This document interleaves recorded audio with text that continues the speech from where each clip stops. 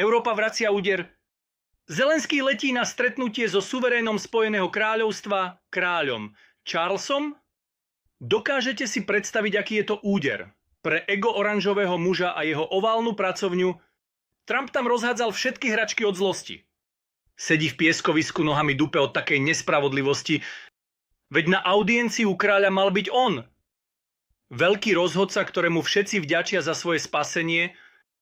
Veď len predvčerom britský premiér Starmer osobne mu odovzdal pozývací list od samotného kráľa.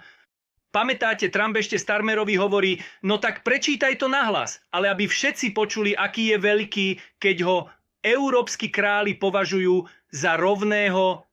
Až oči prevracal od potešenia, keď mu Starmer to list verejne čítal. A teraz sklamanie.